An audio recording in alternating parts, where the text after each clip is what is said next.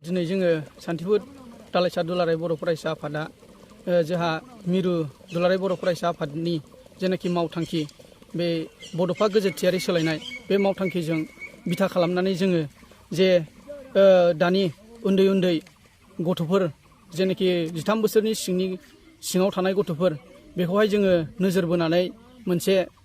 गेलेनायनि बिथिङाव माबोरै जौगालांहोनो हायो बेखौ नोजोर बोनानै जोङो 13 साननि थाखाय सान्थिपुर दालाइसा दुलाराय बर' फरायसा आफादा ओनसोलनि सिङाव थानाय गथ'फोरखौ लानानै मोनसे फ्रि फुटबलनि कचिं केम्प बेखौ खालामनाय जादों। बेयो दिनै जागायदों। आङो नैबेनि गेजेरजों बेखौनो खावलायहरनो सानदों जे जाहाथे जोंनि बे ओनसोलाव थानाय माखासे गार्जेनफोरा जाहाथे गावनि गथ'फोरखौ आरो ओनसोलनि गथ'फोरखौहाय माबे दिगजों लाङोब्ला मोजां जागोन समाजाव बिसोरखौ जों माबोरैहाय मोनसे मोजां दिगजों लांगोन आरो दानि बे सोलिफुनाय माखासे उन्दै उन्दै गथ'फोरनि एन्टि ससियेल एक्टिभिटिस बेफोरनिफ्राय जों माबोरै गोजानाव लाबोनानै मोजां मोनसे ट्रेकजों लांनानै बिसोरखौ सासे ओनसोलनि सासे गोग्गो मोजां नोगोरारि जों इयुनाव माबोरै खालामनो हायो बेखौ जोंल' नङा एबसुआल' नङा साफ्रोमबो बे ओनसोलनि बिमा बिफा आरो मेलेमजिबि गासैबो बिथांमोना साननांगौ दं होननानै आं सानो आरो बेफोरबायदि हाबाफारिफोराव जोंखौ सापर्ट होनो थाखाय आङो बे ओनसोलनि गासैबो बिमा बिफा आरो मेलेमजिबि बिथांमोनखौहाय आङो खावलायहरो।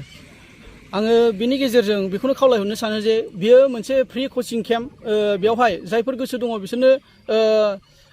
फैनो हागोन। जानो हागौ माखासे जोंनि रिमट ओनसोलाव थानाय बा बे गोग्लैसोनाय ओनसोलाव थानाय गोबां गथ'फोरनि बिमा बिफाफ्राहाय मबाइलबो गैजाया जानो हागौ। जोङो बेखौ मोनसे फेसबुक पाब्लिसिटि होनायनि गेजेरजों खालामनाय जादों। दा बेफोरखौ नुवाखैब्ला जाहाथे गामिनि गार्जेन बा जायफोर इयुथफोर बिथांमोना गामिनि गथ'फोरखौहाय बिसिम फाथायहरो जायफ्रा गोसो दं बे उन्दैफोरखौहाय बिसिम फैहोनो थाखाय आङो आरो बेयाव बाहागो लानानै गावखौ सासे मोजां गेलेगिरि बानायनायजों लोगोसे बे ओनसोलनि सासे इयुनाव मोजां गेलेगिरि जाहैगोनखौ नोजोर बोनानै बिसिम नैबे फिल्डआवहाय ओंखारफैयो आङो बेखौ हांख्रायहरो आरो लोगोसे बे कचिं केम्पनि उद्देश्यआ जाहैबाय दुलाराय बर' फरायसा आफादा मोनसे आन्डार 13 फुटबल मेट्च खुङो। बेवहाय जोङो नैबे इउनिट लेभेलनिफ्राय आनसलिक लेभेलसिम जोङो सेलेक्सन खालामनानै लांगोन जाहाथे बे उन्दै उन्दै गथ'फ्रा मोनसे बेसिक फुटबलनि माखासे गियानफोरखौ मोननानै बै सेलेक्सनावहाय गावखौ राफोद महरै दिन्थिसारनानै सेलेक्सन जानानै डिस्ट्रिक्ट लेभेलसिम बाहागो लाहैनो हायो। बेनो जोंनि नैबे कचिं केम्पनि मोनसे उद्देश्य।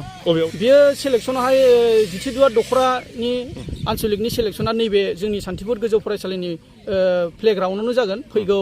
5 जुलाइआवहाय।